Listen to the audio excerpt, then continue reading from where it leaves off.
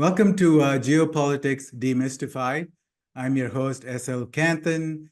We bring in perspectives you do not see or hear in the mainstream media. Today, we have a brilliant journalist and a reporter, and that is Anya Parampil from the US.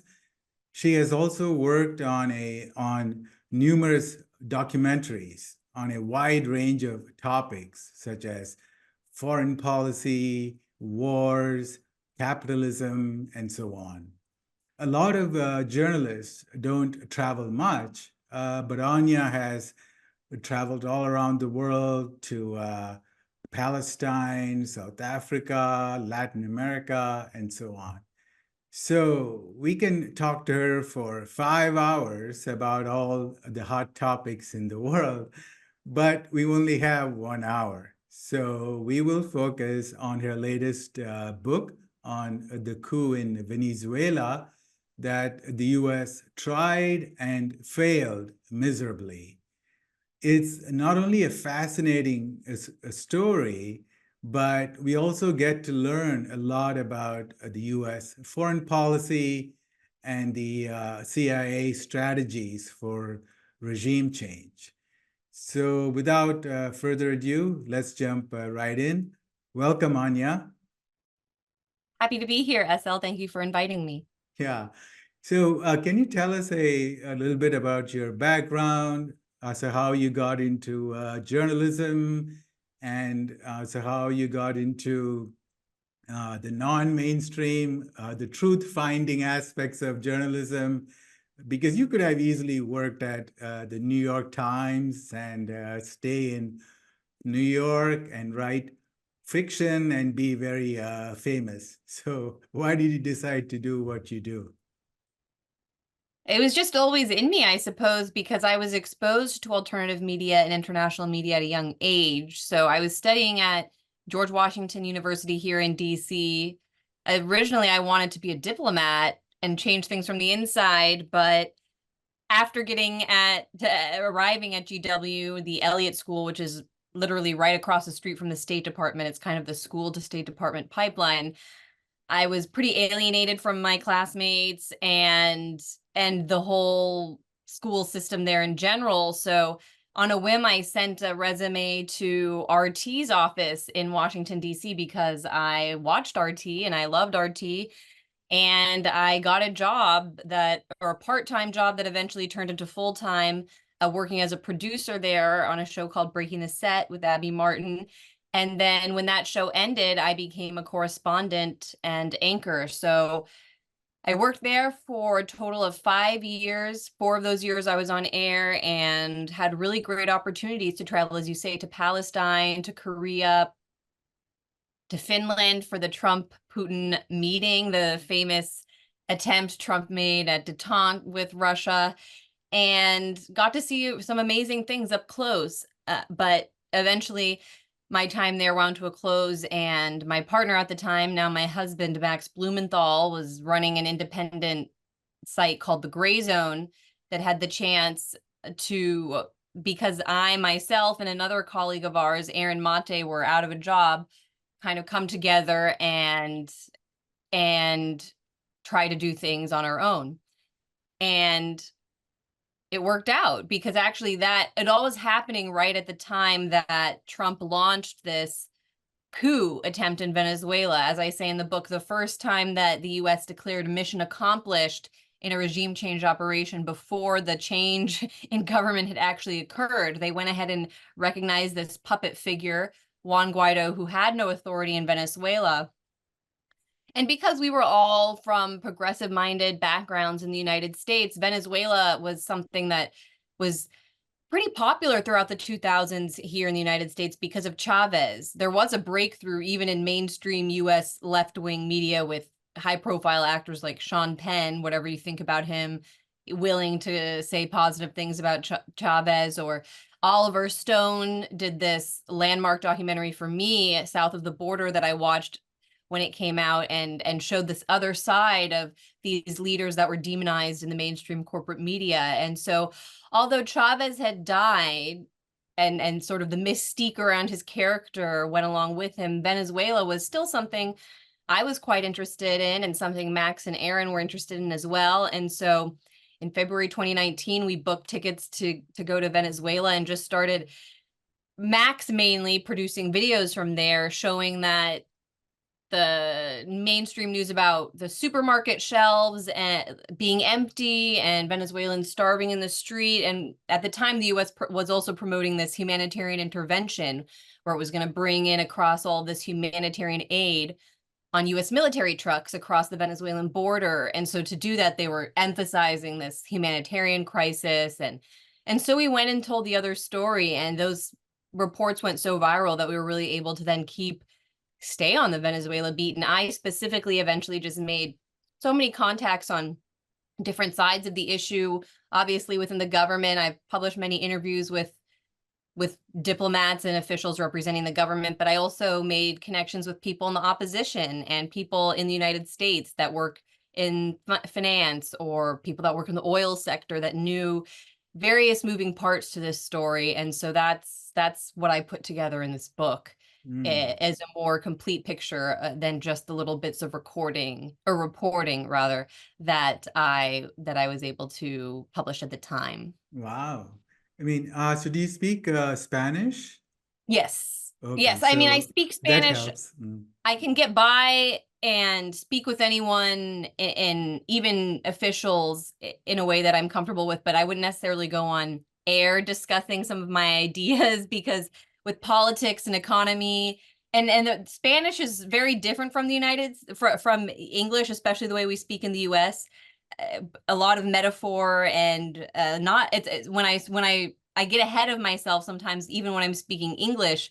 And so in Spanish, to express some of my thoughts, I get a little overwhelmed if it's like a formal setting. But I can speak Spanish, and I'm comfortable and confident with any level of person in that way. Okay, very cool. Yeah, so I've been to Venezuela once. It was in like 2007 or so for work. So I was there for about 5 days. But, we only get to stay in like four-star, five-star hotels, and we don't get to see the real Venezuela. But the people were very, very nice. I really liked them. Yeah, me too. They're great. Yeah. So, okay. So let's take a step back. And, so we know that the US tried regime change in Venezuela so many times, even during the Chavez time and George Bush's time. So can you run us through like a summary of all the US meddling and regime change efforts in Venezuela over the last few years or the last few decades or the last century? Well, since oil was discovered in Venezuela a century ago, there's been a scramble from the European side and in the United States to control the country. And the US and Britain were very successful up until the 1990s in, through various methods, either through direct military dictatorship or neoliberal democracy, two-party democracy, maintaining a Washington consensus, pro-neoliberal government, and through that, Western US hegemony and control in Venezuela. In the 1980s, Hugo Chavez, Venezuela's revolutionary leader, founded a movement within the army to restore sovereign control of their country, essentially. And eventually, he led a failed coup in 1992, was jailed, and let out. This is then the impetus for him taking this national tour to basically see what it was that average Venezuelans wanted, and then putting together a political campaign based on that tour and winning democratic election in 1998. And so after that point, that next year, Venezuela rewrote the constitution, convened a national constituent assembly, elected members to rewrite it, and then the people actually passed the constitution through a popular vote. And the main tenet of that change was that Venezuela's natural resources were now the property of the state and could not be transferred to any outside power. So immediately, the United States and basically not the United States, but private interests, industry and capital that run the United States and run this kind of, transatlantic group began attacking Venezuela. And it was through subtle means, through the funding of NGOs and student groups, grassroots organizations, and political activists that I detail in the book. This is the milieu that Guaido himself eventually grew out from, this USAID, NED-backed initiative, and State Department as well. And that's a playbook, really, that as I say in the book, that can be applied to all targets of Western imperial projects. So this is a book about Venezuela, but when it comes to the covert funding for these so-called grassroots groups that are really just fronts for the State Department, or the sanctions policy that eventually came in, this is a textbook that can be applied to any other country: Iran, China, Russia, India as well. And so it began soft in that way, just building, immediately the US funded a major political opposition party, Primero Justicia, led by Leopoldo Lopez, in order to come up with some sort of a popular opposition to Chavez. And then when Chavez actually began enacting his plan of nationalizing the oil industry, firing corrupt executives, and pretty much rebuilding that industry from the ground up in 2002, the United States primarily initiated a plan primarily designed by Elliot Abrams, who was in President Bush's National Security Office at the time, to carry out a coup against Chavez. And they basically took this faction in the military that captured him, flew him out to a base in the middle of the ocean, and for just less than 48 hours, Chavez, it seemed, was out of the picture. They installed the head of what was essentially the commerce, what do you call the main business group in Venezuela, a man named Carmona, as president. And then it is issued this decree, the Carmona Decree, that froze all of the local and national government offices and basically made him a dictator. But the people went into the streets, and it was so overwhelming across the country, and particularly in Caracas, that they were actually forced to reverse the coup and fly Chavez back to the presidential palace. This is an iconic moment in Venezuelan history when they defeated a naked U.S. aggression, and then it came out, and even The Guardian at the time, that the United States, Abrams and Bush, had been directing this plot. So there was open reporting at the time about how aggressive the United States was in attempting to overthrow Chavez. But they mostly failed under his throughout his life. Chavez only suffered one major electoral defeat at the ballot box, and it was when he was attempting to pass some amendments to Venezuela's constitution that would officially enshrine some of the gains made from the revolution. And this was when violent student protests erupted in Venezuela, admittedly by the Stratfor Group, which is this private security firm based in the United States that does intel briefings for corporations and governments alike, wrote at the time that these students were trained by the OTPOR group, which is came out of the George Soros. Exactly. Came out of the attempt to overthrow Milosevic in Serbia, the successful attempt to overthrow that government. This, right? It's like exactly the famous that fist is the iconic image. And then again, they formalized the group and used it as a training center based in Belgrade to train activists from around the world in regime change. And so these students that then went in 2007 and were instrumental in blocking this resolution from passing just by creating chaos and turmoil in the streets. There were even instances of people getting shot. It was just mayhem. As a result of that, Chavez initiative failed, and those students formed another political party called Voluntad Popular. This is the one that Guaido represented when he was elected to the National Assembly eventually. And that's really how Guaido and the generation of people who led the coup in 2019 came to be. And that was pretty much the script up until 2015, when US President Barack Obama initiated the formal economic war against Venezuela. And this happened when he declared Venezuela to be a national security threat to the United States, though he never explained why, what it was that Venezuela was doing to threaten us. But as a result, that raised insurance premiums and the cost of doing business with Venezuela for all international suppliers. And they were very dependent on international suppliers because they were a petrostate since 1925 and had never had the chance to develop their domestic production capabilities. And this is by design, of course, because then the US and European suppliers can come in and make you dependent on them in exchange for the oil. And so that's what the sanctions were designed to do, to cut off Venezuela from the products that it needed to maintain daily life.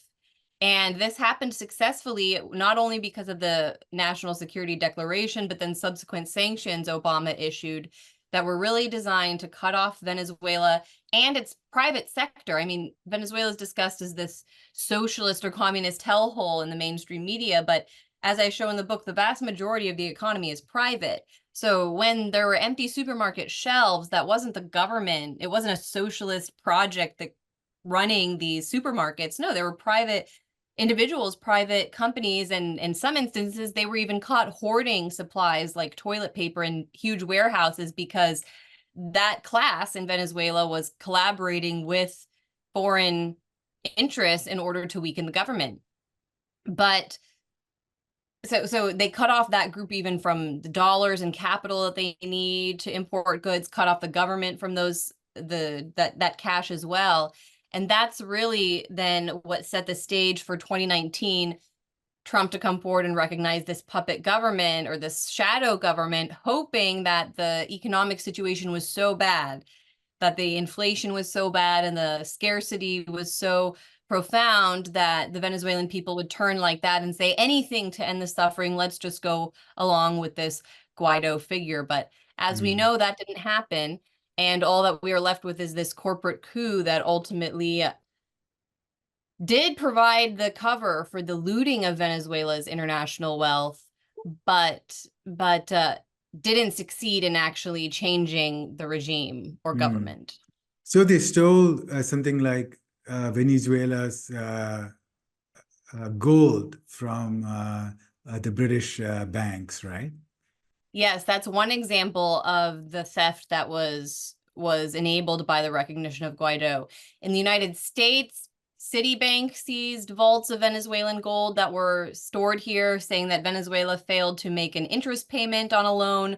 But of course, it wasn't able to because of sanctions. So that was by design. And then they say, oh, all of this gold sitting in our vaults, we're keeping it. And actually, it ultimately got transferred to an account in New York, in the New York Federal Reserve. But in England, this was the similar incident occurred where actually Nicolas Maduro, the president of Venezuela, Chavez's successor, initiated a repatriation request for this gold. This is Venezuela's gold bullion stored in the vaults of the Bank of England in September of 2018, which is 5 months before anybody had heard the name Juan Guaido. He actually asked to have that gold shipped back to Caracas or to Venezuela.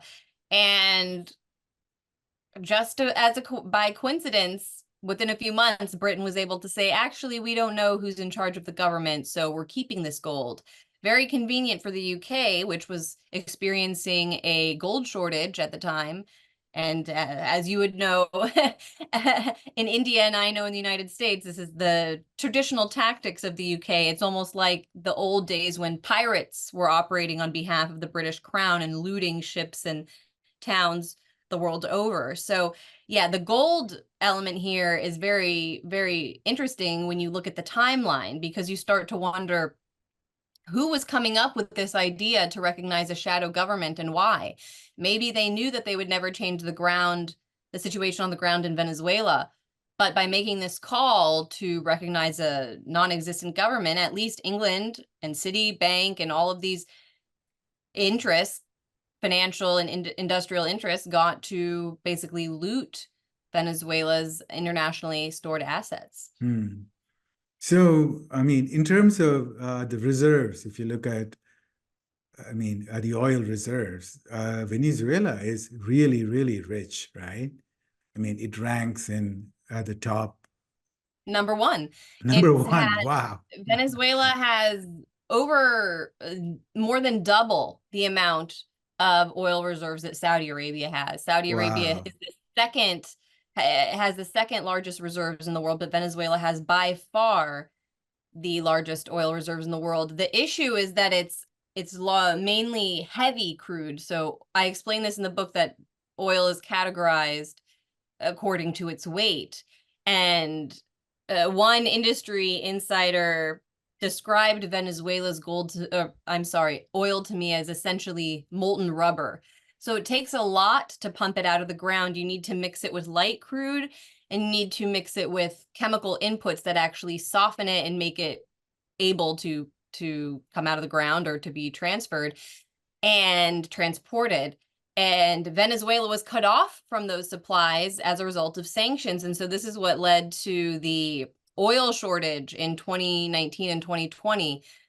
People may remember there were images of gas lines in Venezuela, and people like Marco Rubio, the senator from Florida here in the United States, were saying, why can't this country that is so rich in oil even provide gasoline to its own citizens? And that was why. It was because they didn't have the very basic chemicals that are easy to buy on the international market if you're not sanctioned to lighten its crude.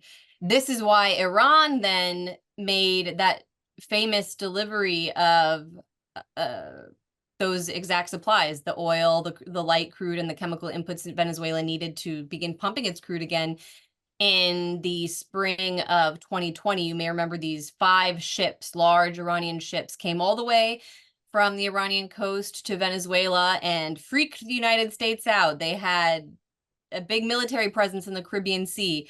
Trump said they were fighting drug trafficking, but they were really just there to scare the Iranian ships. They sent a big U.S. naval cruiser to the region, but it was a bluff because they weren't about to go to war with Iran and Venezuela. And these shipments came through, and thanks to Iran, Venezuela was able to begin oil production again and break that shortage.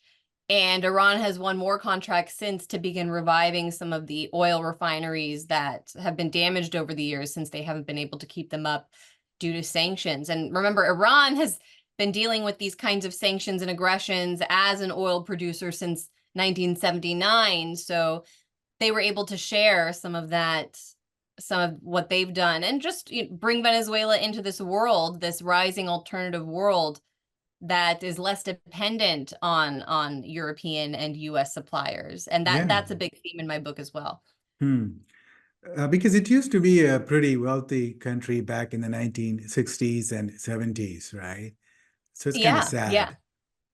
Yeah, I mean, of course, it was very unequal, but there was a lot of money in Venezuela because it's the richest country, I mean, in the world. When you think about not only the oil reserves, but they have the largest untapped gold deposits in the world as well. Wow. This is a major reason that the United States is so hell-bent on overthrowing the government there, because so much, whether it's gold or even a lot of rare minerals that are needed for future development, Venezuela will be at the center of the world and the future of the economy. There's no way to develop the way that we would like without assistance and assistance from our relationship with Venezuela. And unfortunately, the people running my country and operating in Europe see that as a zero-sum kind of cooperation, that they have to come in and control everything. When in reality, I think Venezuela would be happy to do business with us if it was based on mutual respect and benefit. So, well, I'm kind of surprised because if I were in charge of Venezuela, then I would pick up the phone and I would call Beijing or Moscow, and I would say, hey guys, so bring in all your technology and you set up the oil refineries and the oil, stuff, I mean, the infrastructure, and we can sell the oil and you get a share of the profits. So you can also recoup the money. And for somebody like China, that would be a very good deal because they want a lot of oil, and it'll be a win-win situation. That's exactly what's happened over the last few years. I forget the exact figure I put in my book, but it's in the billions, I believe, in oil-backed loans that China has issued to Venezuela over the last several years. And these are loans that under traditional IMF or US regulation would just amount to major debt for the Venezuelan state, but because they do very basic oil-backed agreements, their debt is wiped. And China is actually, I think, the largest holder of Venezuelan debt today, but it's in this way where Venezuela is very able to pay it back. And we know that India has also played a role here, because when the United States cut Venezuela off from selling its oil here, which was a ridiculous move, it's pretty much sanctioning me and the US population because it's just cutting us off from a source of oil. The Venezuelans, turns out, could go and turn around and sell to India, which is exactly what happened. And it made the United States very mad. They thought that they could threaten, actually, they threaten all the time to sanction third-party entities for doing business with Venezuela or violating US sanctions, as if the US Treasury's jurisdiction applies to the world.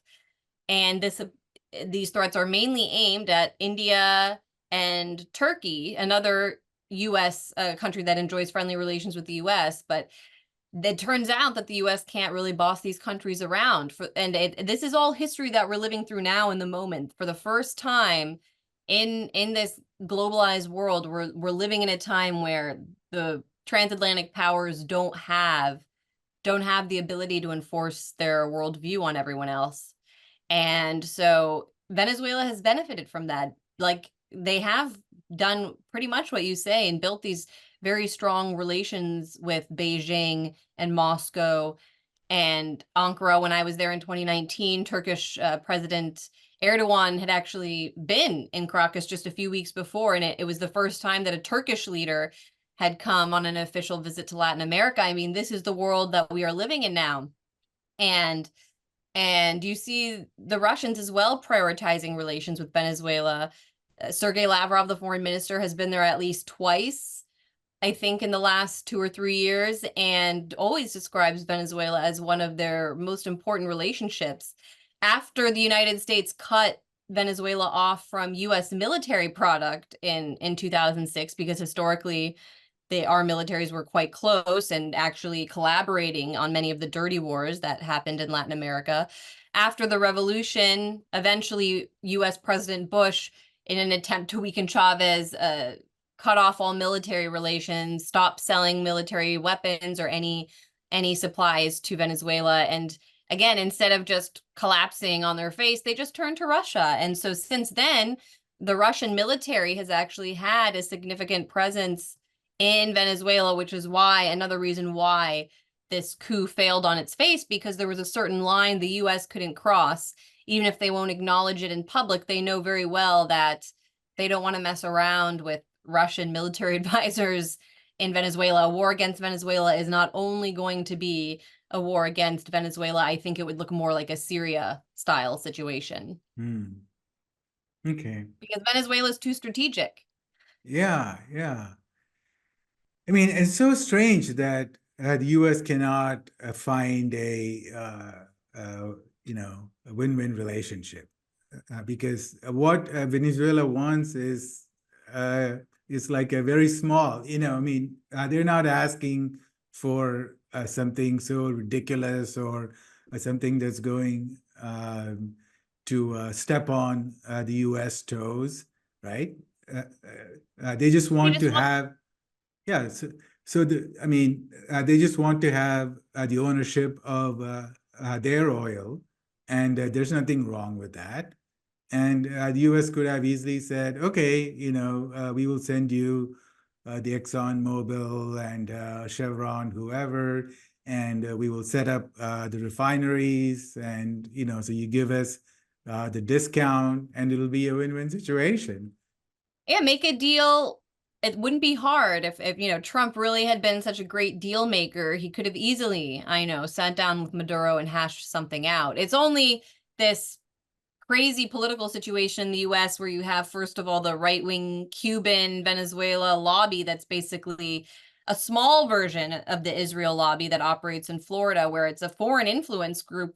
These people that think they're going to win control of their country back home, using their presence in the United States to bully US officials into only accepting their view of Latin America. And the Republican Party in particular, though the Democrats are as well, is extremely beholden to this. Florida is a key state for any US presidential candidate to win because of the population and the electoral votes that come with it.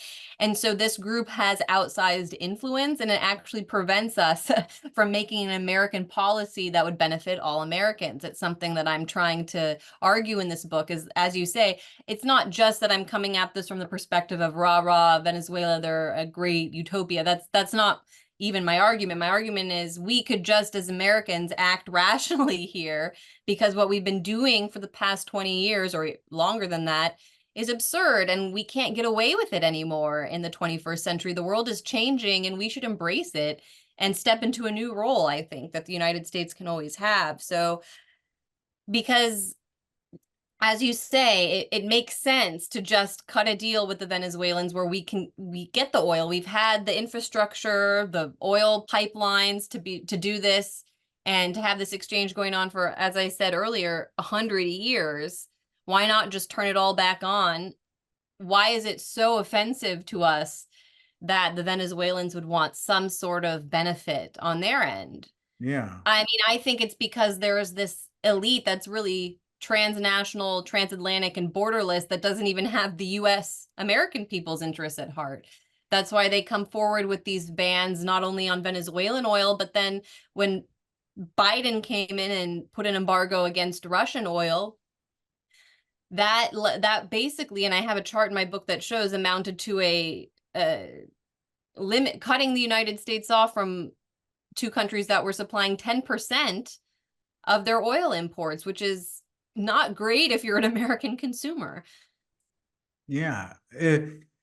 Wow. But there's something very, very deeply and fundamentally wrong with the US foreign policy.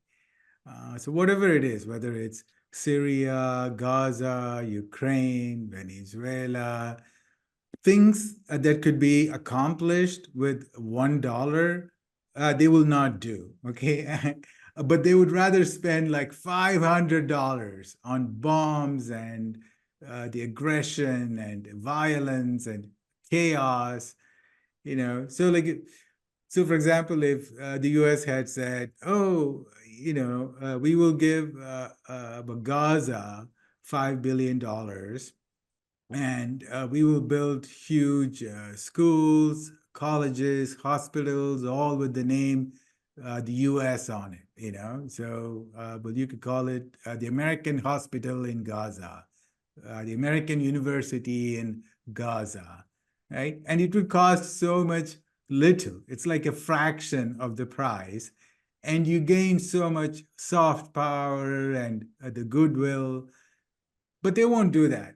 But they would rather spend like $50 billion bombing people, destroying nations. It's like really satanic.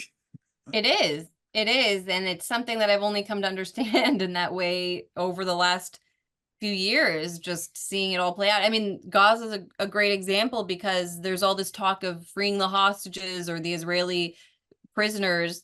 That's something that could have been done within the first weeks if we had a serious diplomat operating in the United States. All they had to do was broker a prisoner swap. And it could have been done without all of the death and destruction that we see in Gaza today. And so that's why I'm left with the conclusion that freeing the hostages is not the goal. It's actually the death and destruction that is fueling our economy at this point. And it is evil. I don't know another word for it. It's not human to me Yeah. for anyone to be living under this. Yeah. I mean, we look at China, and they do the Belt and Road Initiative. And they don't say much, but they go to Africa, they build schools, hospitals, homes, highways, airports, seaports, railways, fantastic stuff. and the US could do that. And the US has the ability to print trillions of dollars. But what they For do with now. that for now, yeah. Okay, all right. So now, so let's get back into the fascinating story, the nitty-gritty details of the coup in Venezuela. So, share with us this story like we're talking to a 5-year-old. Once upon a time. Starting from 2019. Yeah, or so whenever you want. Yeah, in 2019, the US came forward and recognized this unknown politician in Venezuela. Polls showed that over 80% of Venezuelans had no idea who he was at the time. Juan Guaido. They recognized him as the president of Venezuela right after Nicolas Maduro had been inaugurated for a second term. And of course, on the surface, this appeared to be almost funny because it's like, this is goofy. They recognize this guy with no power. He's riding around on a motorcycle and nobody knows who he is in Caracas as the president. What's the point of this? But then as time went on, and as I began investigating the players involved in this coup behind Guaido, I realized that it was actually a plot to, as we kind of touched on, loot and steal Venezuela's international resources. And so the gold is a great example of that. But the main one that I focus on the book is regarding Citgo Petroleum, which is Venezuela's largest international asset. Americans here in the United States think of it as a gas station. It's all around the country. You can go visit Citgo to fill up your gas tank during a road trip or whatever. But it's also oil refineries, oil pipelines, a whole oil infrastructure that this company, Citgo, is a subsidiary of Venezuela's state oil company. So it's all linked back to Venezuela. And as a result of the US sanctions and the policy of recognizing Guaido, the United States actually seized assets, billions of dollars of all those assets, the bank accounts, the pipelines, seized it, all of that belonging to Citgo. And it just so happened that there were multiple international corporate vultures that had sued Venezuela in international court that is basically an offshoot of the World Bank called the ICSID. It's rigged in favor of these private corporations, not the state. It's a forum for actually only corporations can initiate litigation against a state, not the other way around. And several of them, ConocoPhillips and this other company, Crystalex, which is a gold mining company, were in the process of suing Venezuela and had won favorable rulings against Venezuela in this court. In the case of Crystalex, they were awarded somewhere around $2 billion because they'd won a contract to operate a mine in Venezuela, but then Venezuela said, actually, we are nationalizing this mine, and they stopped the process early. They never even built the mine. It was never operational. They just said, forget about it. And so Crystalex went and said, oh, that's not fair. We deserve to be paid back for this mine that was never operational. And the court said, okay, Venezuela has to pay you $2 billion. But they had no way of forcing that payment. They couldn't force Venezuela's government to hand over that award. And instead, what happened is after all of those assets belonging to Venezuela were seized, Crystalex and these other vultures said, okay, that belongs to Venezuela. Now that it's frozen, how about the United States government give that to us? Because we have these awards from this international bank court. And so they went to Delaware, the Delaware courts, and began suing to actually win award prizes, win Citgo as compensation for this lawsuit that they came up with in the World Bank Court. And they won. And actually, Citgo is scheduled on the 15th of July to be essentially liquidated in order to pay back several of these creditors. The judge is reviewing several proposals now from various companies that want to buy or get Citgo in a fire sale. And then those funds will be used to pay back these other creditors, Crystalex that I mentioned, ConocoPhillips. And So the oil market then monopolizes further in the United States because Exxon or whoever gets to say, okay, we're going to buy all of these pipelines belonging to Citgo for nothing because this court's doing an auction in order to pay back these creditors.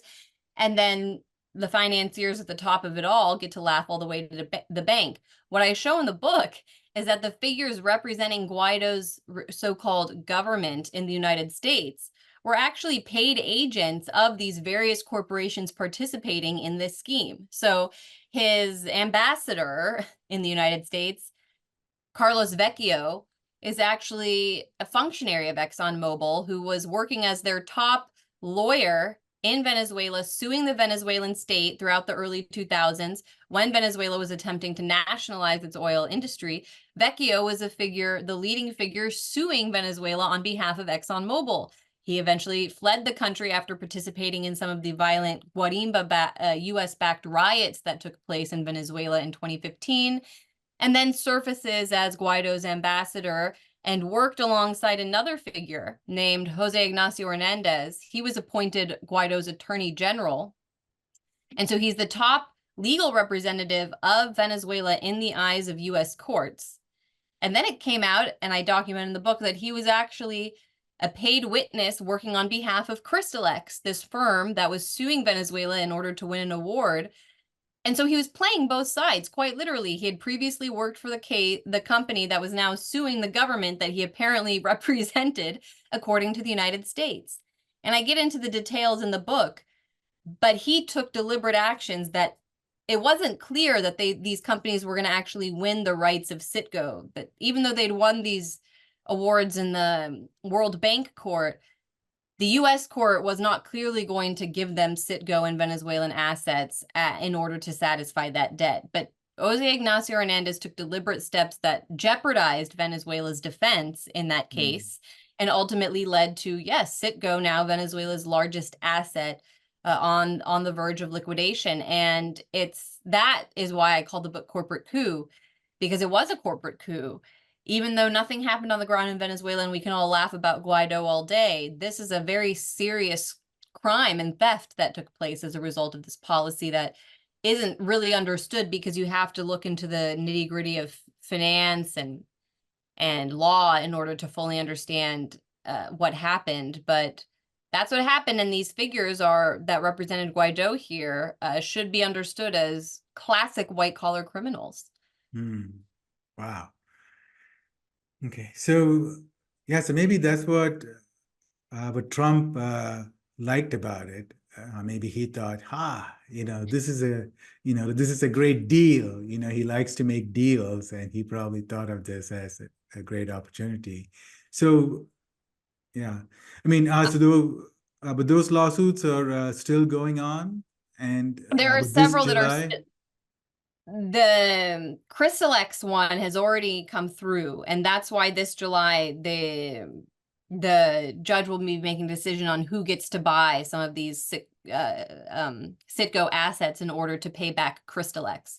But there are multiple other creditors that have won these judgments at the World Bank Court that are now coming to the U.S. court to get their share of Citgo. And there are also some financiers and creditors that are claiming a stake in Citgo, saying that they are owed money by Venezuela. It's basically a bonanza for anyone in the U.S. who wants to make a little money and claim that Venezuela owes them money. Citgo is now the way that they all see that they're able to get paid back. And yeah, it's a very cynical, as I said, demonstration of just how the market works. The oil industry is monopolizing, and then these other fat cats on the other side are laughing and making money. And the question of Trump is interesting because it's my view that he didn't really know at all. I mean, I read the memoirs of his defense secretary, Mark Esper, Secretary of State, Mike Pompeo, and infamous national security advisor, John Bolton. And they pretty much all described Trump as being on the fence about this policy. He initially didn't even want to issue the recognition of Guaido under his name, but Bolton convinced him to, after he convinced Mike Pence to have a phone call with with Juan Guaido and then butter the president up and basically told him, look, if you just do something simple like this, recognizing Guaido, the government will fall. And Trump stupidly believed them and then was under pressure, of course, from these expats, like I said, the Venezuela, Cuba lobby, you could say, that were also very present within his administration. And so he eventually agreed to Bolton's policy of recognizing Guaido, but then grew increasingly frustrated with his team as the coup itself in Venezuela began to look like a failure. You might remember there was that infamous military coup that Guaido tried to lead, where he basically showed up in the street one day and made a live stream on Twitter and called for the Venezuelan military to defect, join him, and overthrow Maduro. It didn't happen. I don't even think a dozen soldiers joined him in the street that day. And he looked really bad by the end because it was this huge media event in the United States. And then for it to fail, it made Guaido look bad and it made the US look bad. And multiple accounts say that after that, Trump was livid with Bolton in particular, but also Mike Pompeo for, he said, leading him down the wrong path or misrepresenting Guaido's strength. And Bolton actually says that Trump asked multiple times, why can't I just meet with Maduro and solve this one-on-one? And they were like, no, that's not an option. He's on his way out. And so Trump definitely deserves responsibility here, but I do think it also provides an opportunity to understand how the U.S.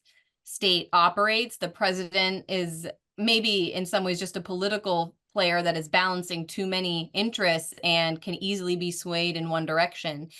And in this instance, I actually share a personal anecdote based on that day because that was the day that I actually got an invitation to go on Tucker Carlson's show on Fox News to discuss the Venezuela coup.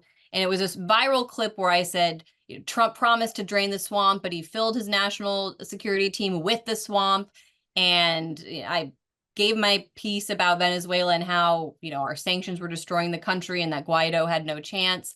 And I wasn't the only person on the show that night that made the argument that our policy in Venezuela was bad. Tucker did, and so did Douglas McGregor, a U.S. Army colonel who said, look, this is going to blow back on our border. No kidding. And so Trump, everybody knows, watched Fox News and watched Tucker's show particularly closely all throughout his administration.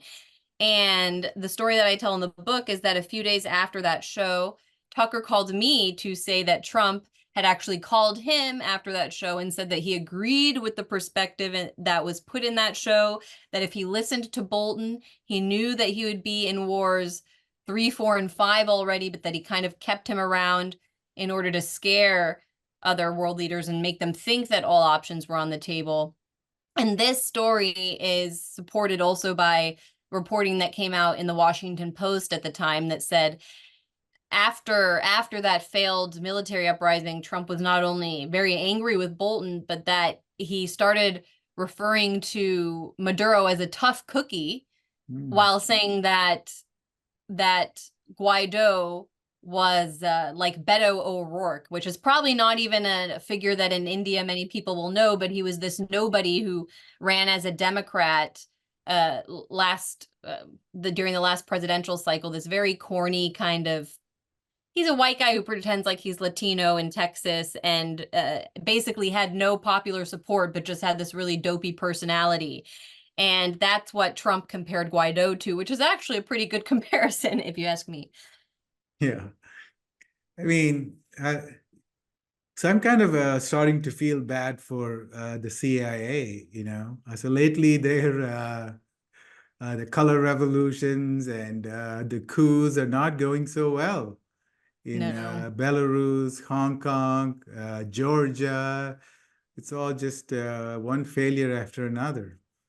Okay, so we have a lot of the audience who may not know about Latin America.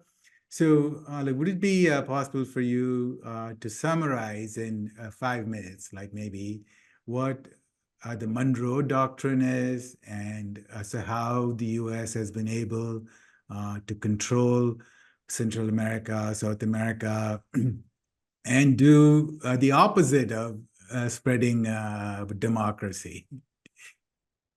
Yes, the question of the Monroe Doctrine is especially pertinent to Venezuela because the United States and Venezuela have a deep sister history, beginning with our Revolutionary Wars. We have almost a mirror history where we have the British, the Venezuelans had the Spanish. It's the same history of colonists mixing now or having war, and in some ways though now today we live with it, especially more in Venezuela, mixing with the indigenous population. Here it's more segregated, but and then also the slave class that they imported both on both sides. It kind of makes the picture of our countries today very similar, but back in the 17 and 1800s our countries were actually fighting alongside each other for liberation. During the American Revolutionary War, a man named Francisco Miranda, a Venezuelan general, actually fought alongside U.S. troops and laid siege to King George's troops in Pensacola, Florida. Now, Venezuela wasn't Venezuela at the time. It was a Spanish colony, but Francisco Miranda ended up being part of the Venezuelan revolutionary movement a few decades later. So in 1810, the Venezuelan Revolutionary War began under Simón Bolívar.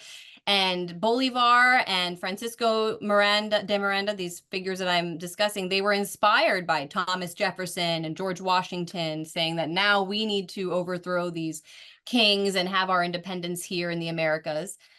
And Miranda then led the campaign against the Spanish crown in South America, and Bolivar eventually established Gran Colombia, which it was a kind of a pan-state, that's a pan-American state that spread across the modern borders of Colombia, Venezuela, Panama, all the way close to Peru. And so the United States, under James Monroe, immediately recognized Gran Colombia's independence in 1822.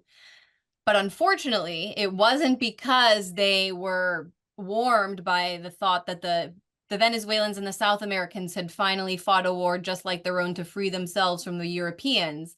No, instead, that year, Monroe gave his inaugural address, or maybe it was a State of the Union address, where he defined the Monroe Doctrine, which described the Americas and the Caribbean as the US's backyard. And now this is when we start to see the US move from a power that was freeing itself from empire into one that was becoming an empire itself. And this is how Monroe saw Latin America as key to that because of the location and how close we are to South America. We are one continent in reality. I would like to more Americans to understand that, but that's an argument for another time. And so the Monroe Doctrine reigned for, I mean, it still does reign today, because eventually all of these, whether it's the United Fruit Company operating in Central America or the scramble to win control of Venezuela's oil and natural resources that began, and eventually, all of the dark wars, the dirty wars throughout the 1980s, whether it's in Nicaragua or the dictatorships in Argentina, it all comes back to this policy that sought to subjugate Latin America under the boot of transatlantic capital. Of course, the U.S. is the main muscle of this policy, but the Europeans are benefiting as well and holding on to their imperial remains. I mean, the Spanish play a major role when it comes to Venezuela. Leopoldo Lopez, he's pretty much the actual brains and brawn behind the opposition in Venezuela, not Guaido. And his family, they're the major oligarchical aristocratic family that has reigned in Venezuela for decades. He even claims his lineage trace back to Bolivar. Mm-hmm. But when he fled after that failed military coup, he actually was hiding in the Spanish embassy for several months until he just showed up in Madrid. So that kind of demonstrates the deep ties between the Spanish and the modern Spanish and the current Venezuelan opposition. But even today, when Bolton and Pompeo are discussing Venezuela, when they were carrying out this policy, they still echo the Monroe Doctrine. They say the Monroe Doctrine is alive and well. And it's unfortunate because although Trump was elected primarily because he adopted this anti-regime change rhetoric, was very critical of the Iraq War, and said that we failed so many times with this regime change policy, it didn't apply, that logic didn't apply to Latin America. And that's because of not only what I described with the lobby here, but because of this historic view of Latin America being different, South America being different from the rest of the world, that for some reason Americans are entitled to it.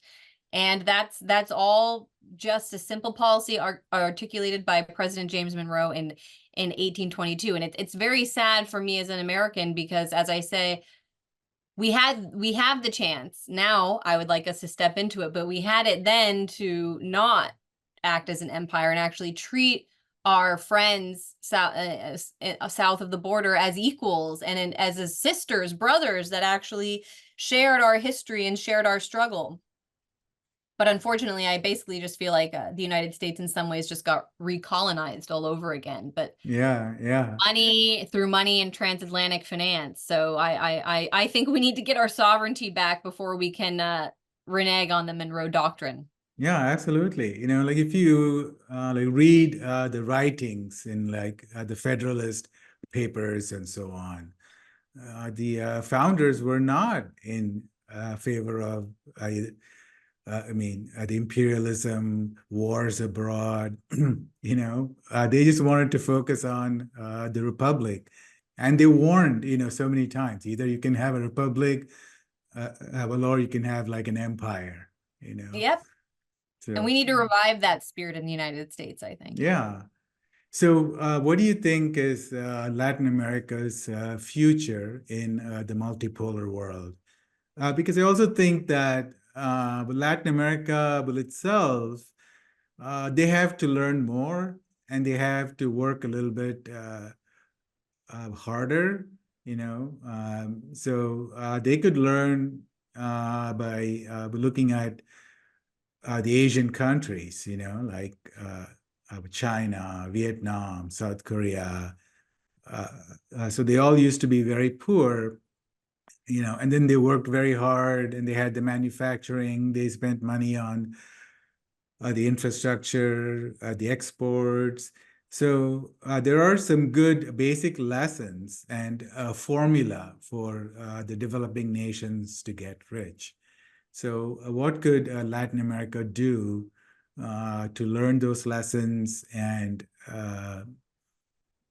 to forge a better future in the multipolar world?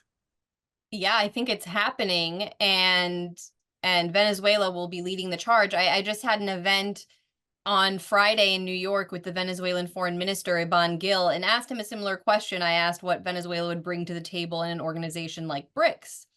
And of course, the natural resources and all that wealth is obvious.